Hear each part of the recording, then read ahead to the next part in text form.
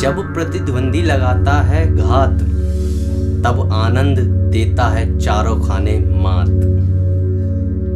जी हाँ दोस्तों, आज मैं सुनाऊंगा आपको दुनिया में महारत हासिल करने वाले भारत के महानायक ग्रैंड मास्टर विश्वनाथ आनंद के जीवन से जुड़ी एक घटना।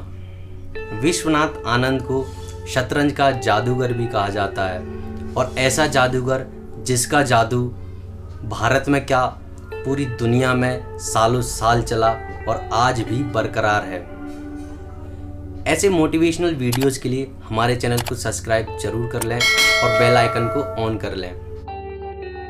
यहाँ आकर देखो मैं तुम्हारे लिए क्या लाई हूँ, आनंद की माँ उससे बोली। किसी भी 6 वर्ष के बच्चे की तरह आनंद भी ये देखने के लिए दौड़ा कि माँ उसके लिए क्या खास चीज लाई है। माँ ने थैली से एक चौकोर डिब्बा बाहर निकाला। आनंद खुशी से चिल्लाया, मैं देखूंगा इसमें क्या है, मुझे देखने दो। माँ ने हंसते हुए उस डिब्बे को मेज पर आहिस्ते से रख दिया। माँ को डिब्बा खोलते हुए वह बड़े उतावलेपन से देख रहा था। अरे हाँ, मुझे पता है, वह शतरंज है, उसने कहा। ठीक है, पहले तुम इसे ध्यान से देख लो, जरा गिनकर बताओ इसमें कितने चौकोर खाने हैं। 1 2 3 4 5 6 7 63 64 32 काले खाने हैं और 32 सफेद हैं। क्या मैं इन सिक्कों को भी गिनूं?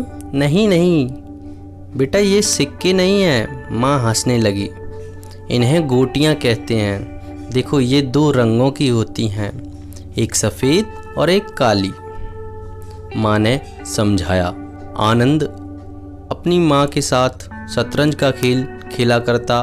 धीरे धीरे आनंद को शतरंज का खेल पसंद आने लगा। एक दिन उसकी माँ ने टेलीविज़न पर एक गेम शो देखा जिसमें पहले शतरंज का खेल दिखाया। अंत में उससे जुड़ा एक सवाल पूछा गया। सही जवाब देने वाले को लॉटरी निकालकर विजेता चुना जाता था, जिसे शो में प्राइज देने के लिए इनवाइट किया जाता था। उन्होंने आनंद के लिए पूरे शो को वीडियो रिकॉर्ड में रिकॉर्ड कर लिया था। आनंद उस समय स्कूल में था। आनंद ने पूरा शो देखा। शो के अंत में पूछा गया सवाल उस 9 साल के बच्चे के लिए बहुत आसान था। उसने जवाब लिखकर भेज दिया। एक दिन आनंद एक चिट्ठी को खुशी से लहराते हुए चिल्लाया, 3 अगस्त को मनीला टेलीविजन सेंटर के ऑफिस में आयोजित पुरस्कार वितरण समारोह में आपकी उपस्थिति प्रार्थनीय है। मैं उस प्रोग्राम में जा रहा हूँ। यह सोचकर आनंद के रोंगटे खड़े हो गए। समारोह के दिन आनंद अपनी माँ के साथ टीवी सेंटर पहुँच गया। समारोह के आयोजक ने उसका परिचय करवाया और इनाम में शतरंज पर लिखी एक किताब दी। इसके बाद आनंद का शतरंज का दौर शुरू हो गया। एक मुकाबले में फिलीपींस के नामी खिलाड़ी आए थे। आनंद को पिछली बार के विनर के साथ खेलना था। उसका पूरा दिन बेहद उत्तेजना में बीता। वह काफी घबराया हुआ था। तुम्हें शांत रहना चाहिए, खेल का मजा लेना चाहिए। अपने खिलाफ खेलने वाले खिलाड़ी के नाम और प्रसिद्धि से घबराना नहीं चाहिए। समझदारी से खेलकर जीत हासिल की जा सकती है। तुम्हें किसी भी विपरीत परिस्थितियों का सामना करने के लिए पूरी तरह तैयार रहना होगा। माँ ने उसे समझाया। आनंद की नज़र सामने रखे मोहरों पर थी। वह बेताबी से सोच रहा था, अगर वह अपने घोड़े को उस खाने में रखेगा तो मुझे उसे मात देने का मौका मिल जाएगा। उसका दिमाग सामने वाले खिलाड़ी की अगली चाल का हिसाब लगा रहा था, मगर इसके साथ ही उसे ध्यान आया कि नहीं, वह कुछ भी चलने में वैसी बेवकूफ़ी नहीं करेगा। आखिर वह पिछली बार का विजेता है। मगर उसने ठीक वही चाल चली जैसा आनंद को अपनी आंखों पर भरोसा नहीं हो रहा था। उसने फुर्ती से अपनी रानी को बढ़ाया और मात कह दिया। विरोधी का राजा सचमुच बुरी तरह गिर गया था। विरोधी खिलाड़ी ने बड़े अविश्वास से मोहरों को देखकर अपना सिर हिलाया। उसने अपने सामने बैठे उस लड़के को देखा जो मुश्किल से उसके कंधे तक था। उसने खड़े होकर आनंद से हाथ मिलाया और कहा, शाबाश, बहुत बढ़िया खेले हो।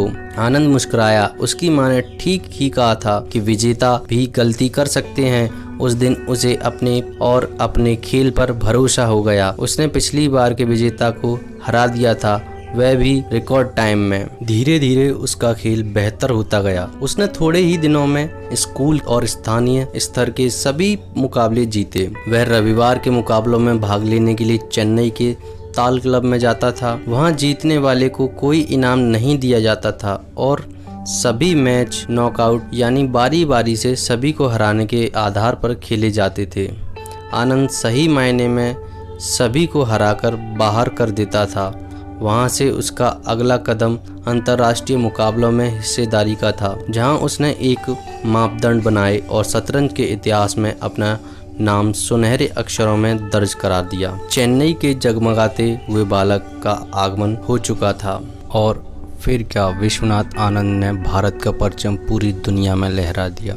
विश्वनाथ आनंद ने हर वो मुकाम हासिल किया जो एक बड़े खिलाड़ी को करना होता है। जी हाँ दोस्तों, बात करते हैं विश्वनाथ आनंद के करियर की। 1988 में विश्वनाथ भारत के पहले ग्रैंड मास्टर बने। 2000 में फीडे वर्ल्ड शतरंज चैंपियनशिप जीतने वाले विश्वनाथ पहले भारतीय बने। इसके साथ ही वे इतिहास के उन 9 खिलाड़ियों में से एक हैं जिन्होंने फीडे विश्व चेस चैंपियनशिप में पुराने रिकॉर्ड्स को तोड़ा और वे 21 महीनों तक वर्ल्ड के नंबर 1 खिलाड़ी बने रहे। विश्वनाथ आनंद ने अपने खेल करियर में 1997, 1998, 2003, 2004 और 2007 और 2008 में 6 बार शतरंज ऑस्कर जीता था। विश्वनाथ आनंद ने 2007, 2008, 2010, 2012 में करीब 5 बार विश्व शतरंज चैंपियन रह चुके हैं और ये एक किसी खिलाड़ी के लिए बहुत बड़ी उपलब्धि है।